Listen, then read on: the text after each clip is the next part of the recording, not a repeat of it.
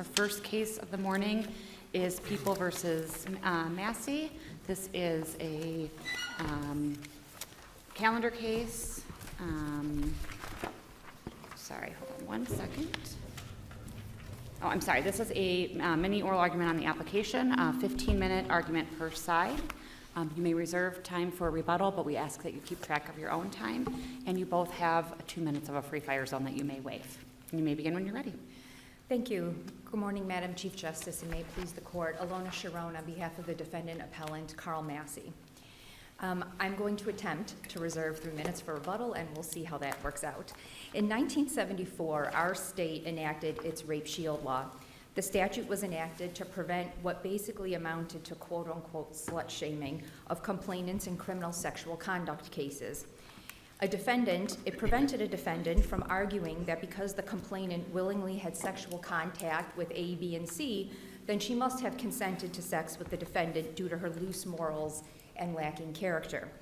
The legislation is intended to protect complainants from an embarrassing inquiry into their sexual past and hopefully encourage complainants to report sexual assaults. Although sexual conduct is not defined by the statute, the only rational interpretation of the rape shield statute is that sexual conduct refers only to volitional acts by a complainant. This approach, historically encouraged by Justice Markman, supports the legislative purpose of the statute and the definition of conduct. The parties agree that the Morse decision is wrongly decided, and I urge the court to adopt a test that blends Hill and Polizano, those are both cases, out-of-state cases cited by myself and Mr. Samam. Finally, this court's decision in People versus Current, a 2005 case that came out about 6 to 7 years after Morse, I think certainly indicates that this court does not agree that a prior conviction should be required as a condition precedent to the admissibility of this type of evidence. I respectfully disagree with the prosecution's position on the court's third question. Mr. Masi has demonstrated sufficient similarity between the allegations against him and against Uncle Robbie by complainant AU. She began living with Mr. Masi when she was 9 years old, an age at which we don't expect children to have sophisticated or explicit sexual knowledge. There is a valid need to admit the evidence at Mr. Masi's trial. It's not a fishing expedition, and without the evidence, he will be denied his constitutional right to present a defense and to confront his accuser. If the court has no questions, I'd like to first focus on the court's first question and the definition of sexual conduct. Conduct is defined as the manner in which a person behaves. Behavior is defined as the way in which one acts or conducts oneself. This definition alone implies that it's referring to a volitional act. But what is perhaps most persuasive, in my opinion, is the fact that if you look at the rape shield statute and the verbiage used in the statute, I think it's very significant that in the two, I'll call them paragraphs, the court uses the phrase sexual conduct, and then in subparagraph little b uses the phrase sexual activity instead of sexual conduct. And our rules of statutory interpretation tell us that when a legislature uses different words, the words are generally intended to connote different meanings. So the use of different terms within similar statutes generally implies that different meanings were intended. That's United States Fidelity and Guarantee Company versus Michigan Catastrophic Claims Association 484 Mich 1. And that language is also cited by this court in People versus Carter 503 Mich 221. And what I think is significant is that in the first two, and again I'll call them paragraphs, where it's referring to sexual conduct, it's talking about not being able to get into a complainant's sexual conduct for purposes of reputation, and also the sexual conduct between the complainant and the actor. But when you get to... Good morning. Yes. So I think where you're taking us and what you've asked us to do in your briefing is to adopt Justice Markman's dissent in People v. Piscopa. How do you address the fact that the majority didn't adopt that, and in fact it was even dismissed by this court in People v. Sharp? Right, and I do think I addressed that, Your Honor, in a footnote in the brief. That language from Sharp and I argue is simply obiter dictum and therefore not binding on this court, because it's not the rejection of Justice Markman. I don't want to say rejection, that seems a little harsh. It wasn't necessary to the decision in that case, and therefore it's not binding on this court. And so I think that this court shouldn't be precluded from agreeing with me that sexual conduct references volitional acts instead of, only volitional acts instead of also including acts of sexual assault.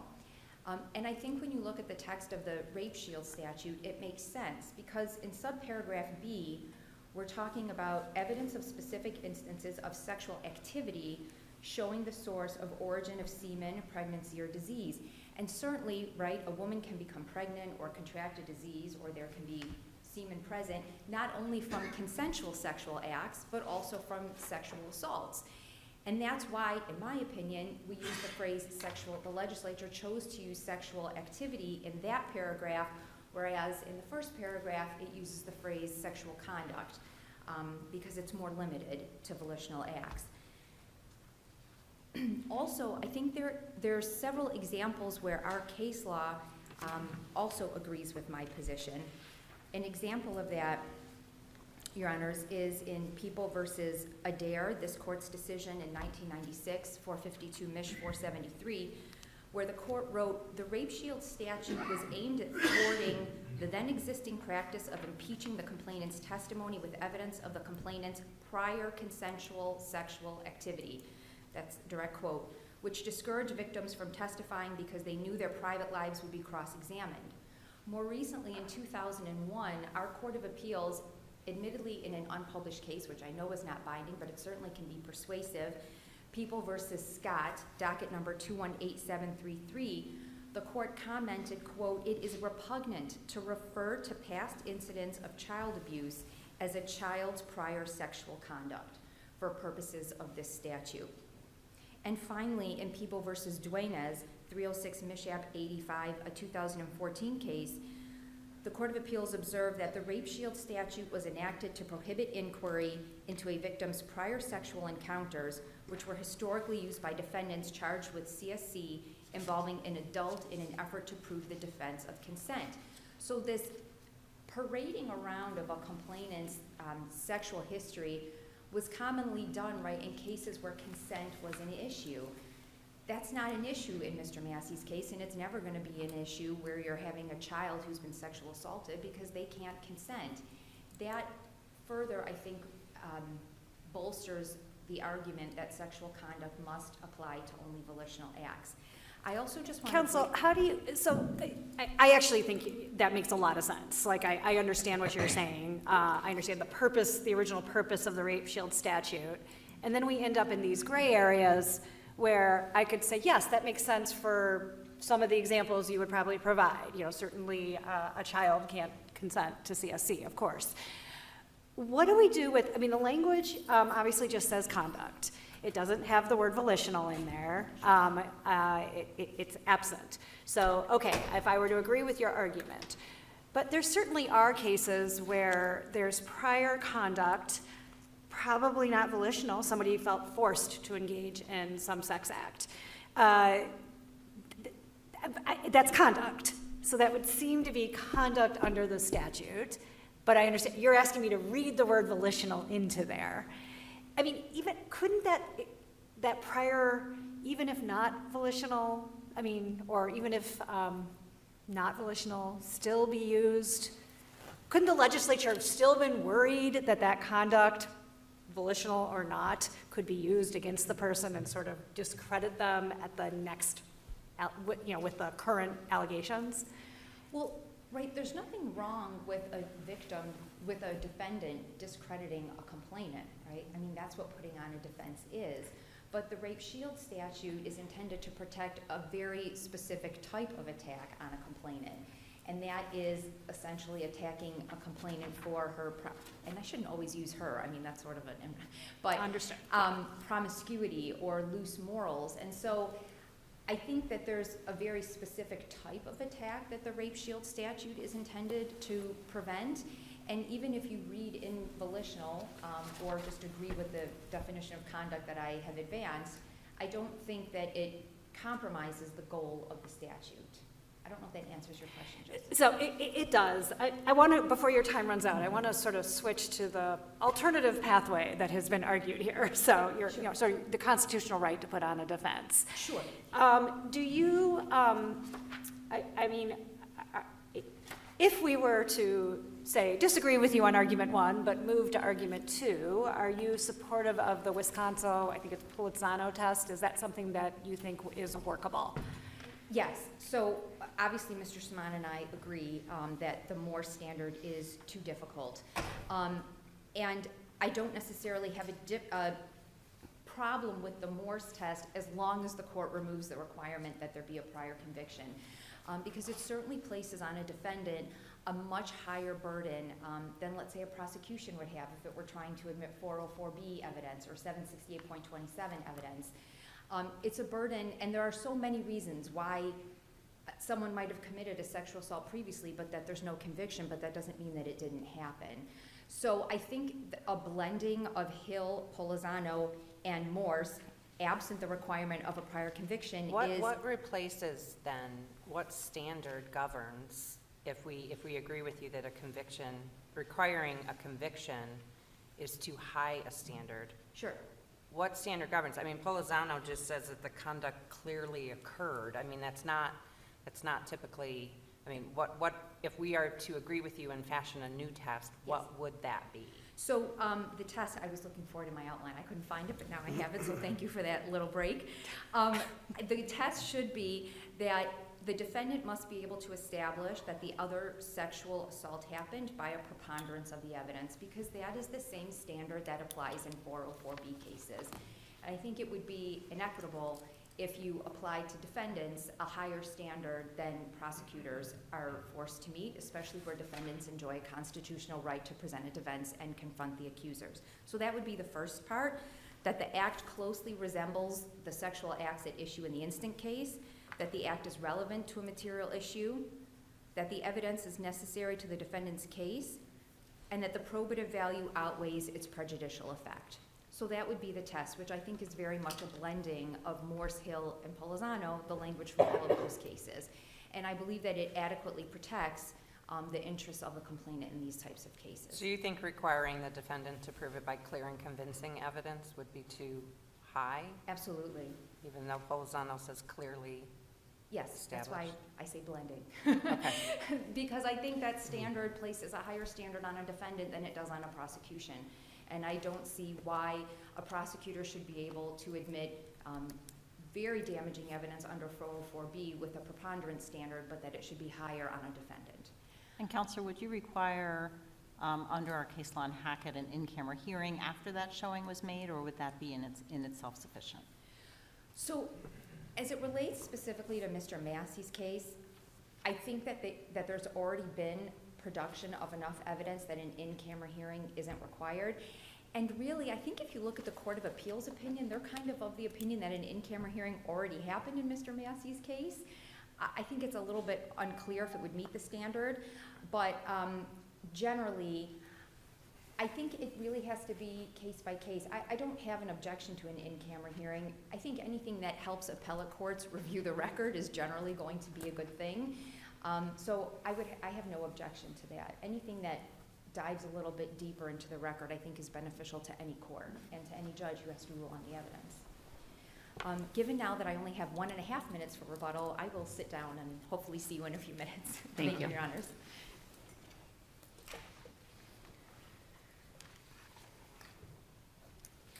May it please the court, Emil Saman on behalf of the people. I will waive my free fire zone and happy to answer questions right away. I think I'm going to just start off with the issue that has really driven this, whether or not sexual conduct includes volitional versus involuntary and non-consensual acts. I think you have to understand, the important part of this is that the legislature took out the word consensual when they switched it to conduct. I understand Justice Markman's dissent has always been that conduct includes consensual. But I disagree, and I disagree not only with Justice Young's reasoning that he argued in his thing, but I think the idea of conduct, beside the dictionary definition, has evolved beyond a normal understanding of what was sexual activity versus what was sexual conduct versus non-consensual versus consensual. For example, you have cases of statutory rape. There is no question the victim has usually in statutory rape agreed, but our law says that they can't agree. So at some point there is a volitional aspect to statutory rape, but it is not volitional because under our law, a minor cannot consent. But then that would make a unique situation for conduct. For example, you have situations where we have an expansive idea of conduct, especially in today's world, where women are not necessarily physically forced, but emotionally and or through employers, through people who have power over them, teachers to students, volunteers to non-volunteers, use their position of power to get them to engage in this sexual conduct. And to say that the argument they make is that it was consensual because they agree, but we know it's not consensual. So I think that's important here. When we're looking at sexual conduct, at the rape shield, when it was changed, when they removed the term consensual, because they understood that the idea of conduct was going to expand. Moreover, the very fact that our criminal statute calls it criminal sexual conduct, I think was meant to put it all together in that review.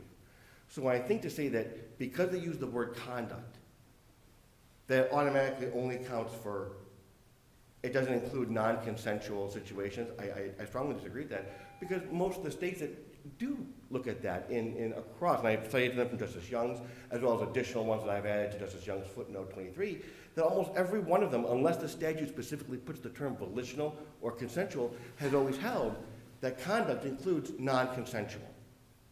And I think that's where we look at for this here. And because it has evolved, I strongly disagree that the rape shield was only meant to protect consensual conduct, because non-consensual conduct, you can still attack them for non-consensual conduct, and it should be protected. A victim should be protected under any situation. So was there confusion in Sharp? I guess that's what some of my my concern is here. Was there confusion in Sharp as to what the majority and even the concurrence by Justice Markman said as far as whether it's voluntary or volitional? I mean, I thought it was pretty clear in Sharp what constituted sexual conduct. So what, are we here just to say, does that apply to the viewing of pornography? Well, I think defense counsel wants the rape shield to be removed from any situation where non-consensual conduct was what applies. So basically take this out of the rape shield situation, which I think is hard. If you take it out of the rape shield situation, I think the Morse test is a completely test that they use to expand upon the rape shield statute. So if we take it out of the rape shield realm, then it just goes to the normal rules of evidence of whether or not it's admissible under 401, 402, 403, and that standard. I don't think even the Morse test would apply in this situation, because the Morse test was an expansion of what rape shield would be allowed, balancing the test of the right to present a defense along with the right to protect the victim. So I think that if we go with it, that it's only volitional conduct that's protected under the rape shield. I think rape shield Morse completely go out the window. I think you're only dealing with 401, 402, 403. I don't believe that should be the situation here. I think Sharp was very clear. I think Sharp was very clear that it looked at all the sexual conduct except for that which was truly not having anything to do with this, which I think was pregnancy at the time. So, Counselor, I'm sorry, go ahead. Okay, the Court of Appeals held that watching pornography while being assaulted is sexual conduct, but watching pornography on its own is not. What are we to make of that distinction when it relates to the victim's knowledge, sexual knowledge, when defendant is arguing that the claims are fabricated? I think it should all be under the rape shield situation, and I know I couldn't appeal it because technically I won on that issue in a way, but not in a way. The problem is if you use rape shield to only count volitional sexual conduct, then the minor viewing pornography should not be allowed under rape shield unless you do or at least our modified Morse test. However, if it's non-volitional, it just seems to be a very strange result that the Court of Appeals came up with, because the Court of Appeals basically said non-consensual shouldn't be in under rape shield unless you pass the test. But this volitional sexual conduct should be in,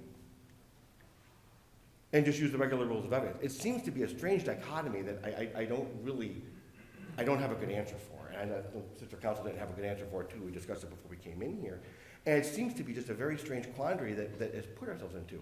Because if you believe Sister Counsel's argument that rape shield covers only volitional or consensual sexual conduct, then the minor watching pornography on her own would be protected under Rape Shield. And subject to the potential Moore situation.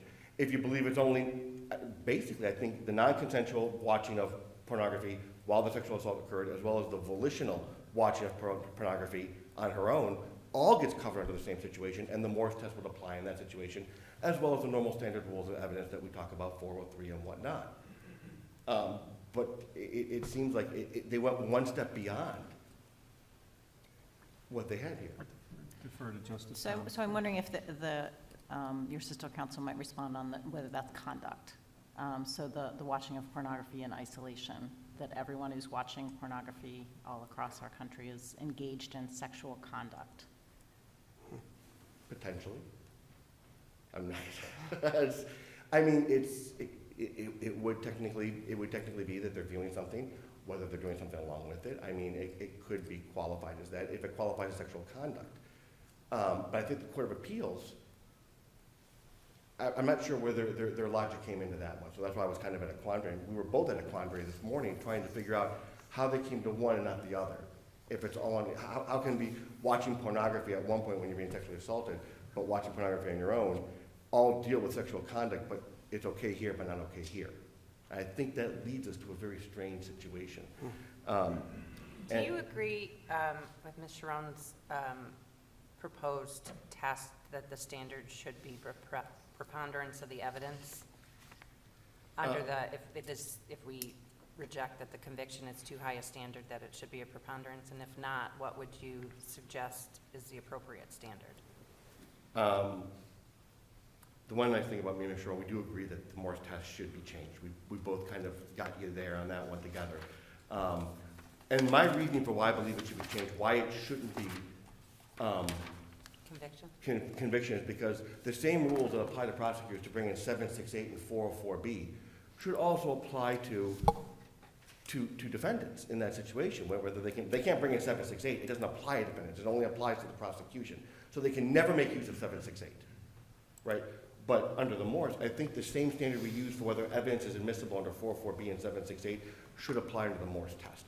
Whether that's preponderance or a standard between preponderance and clear and convincing, whatever that test is, I think in the interest of fairness and the interest of constitutional fairness, it should be the same. And where do you see that falling in the sort of Hackett analysis of, does that need to be established in order to get the evidentiary hearing? Because I think in Butler, we said that there's a pretty low standard, right? That to be entitled to the evidentiary hearing, you have to have a showing at least some apparently credible and potentially admissible evidence. So it's not a particularly high bar to get to the hearing, but then with that, following the hearing, the judge applying that standard would be by a preponderance of the evidence that it has established that this conduct occurred. I think yes. Or didn't occur if it's a false. The Butler test would get you the up for proof for a sufficient showing than the evidentiary hearing. In the in-camera evidentiary hearing, and which I think still, if we change the test and go back forward on this one, there needs to be one with the court. That the Morse test would be the one that we would use, right? That the prior act clearly occurred, because I think you're going to have a situation where you may say, I heard from my brother-in-law that she had sexual encounter or was sexually assaulted back in 20 years ago. And the victim can get on the stand and say, no, I never was, and I never said that.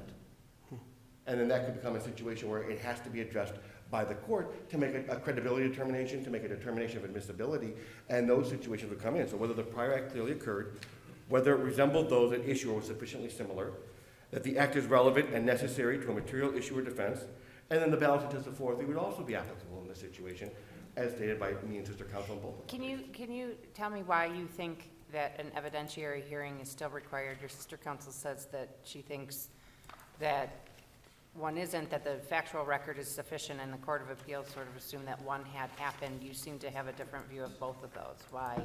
What do you think has occurred, or why that didn't establish the evidentiary hearing and a remand needs to be made? If a remand happens, that it needs to go for a hearing? Because I believe the court made the decision right off the bat that there was no prior conviction. So right off the bat, it didn't have to look at any more to determine it wasn't in there. Moreover, the evidence of her prior sexual abuse, one, it only applies to one child, not the other two. So that's a unique argument for sufficiently similar. Two, the victim at the time, and when she first when she was first forensically interviewed, has denied that she ever made this statement. And the only other statement that she admitted to doing it was in a child, one of the adoption or foster homes at one time, that was reported by another person. So I think there's some credibility issues that need to be determined if this act clearly happened, if the Uncle Robbie evidence is, because no charges were ever filed against Uncle Robbie, our office, which is a unique situation in this case because one of the defense attorneys in the case was the prosecutor who denied the charges after no argument was made. Therefore, there's also potential situations of that defense attorney having to be removed under the privilege of she may be a witness, given the unique circumstances if the evidence is admissible. Because there's definitely, I don't believe that the act clearly occurred in the situation. I don't believe the victim may testify that Uncle Robbie did anything to her, and therefore, there is a question of credibility, and therefore I believe even the right to present a defense itself still must bow to the legitimate rules of evidence and the legitimate rules of statutory framework that we use.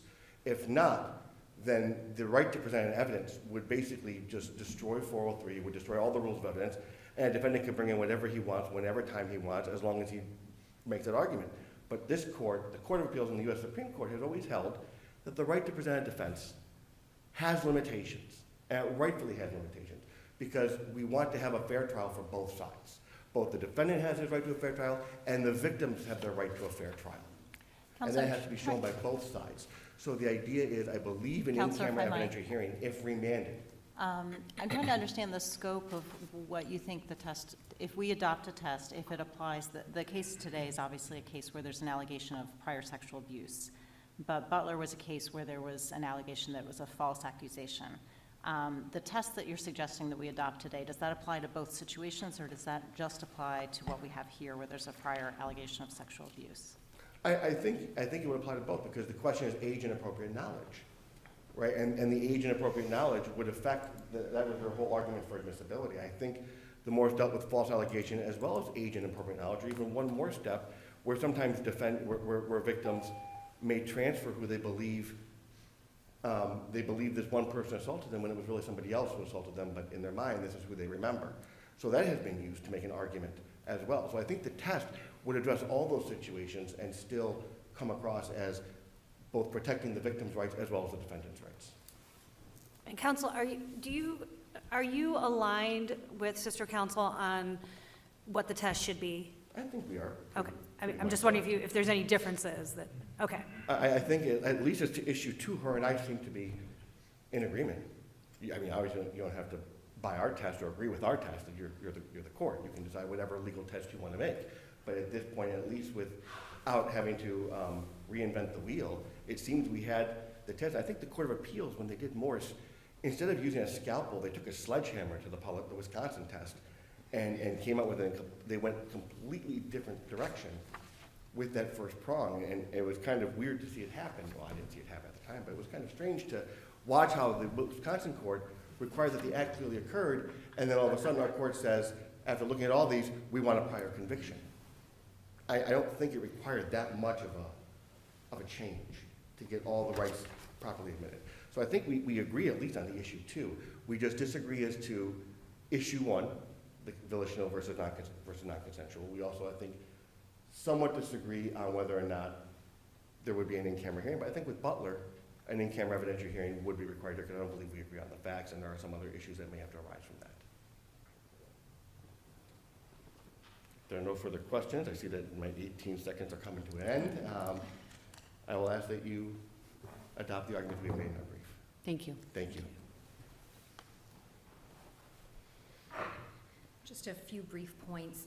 I disagree with Mr. Saman in terms of his statutory interpretation because, and I think maybe there's a little bit of a factual discrepancy, but when Rape Shield was enacted in 1974, it's never been amended since.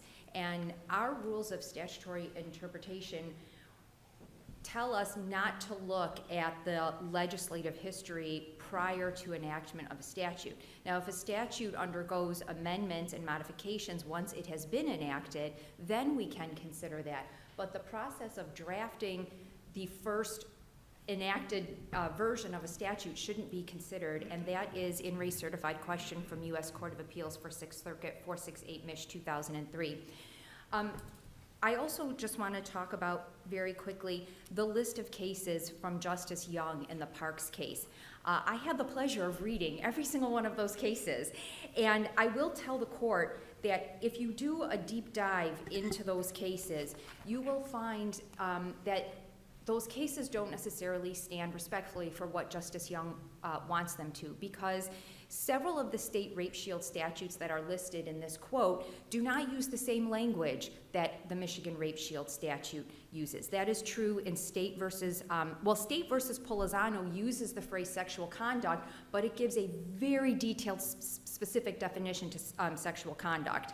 State versus Jones, State versus Smelker, State versus Wright, State versus Bass, they all use different language than our rape shield. Counsel, I was wondering if you could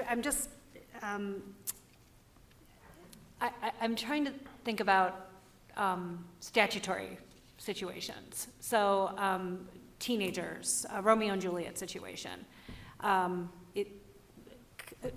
Teenager consents to having relations, but it's statutory. What would we do about that? Is that non-consensual?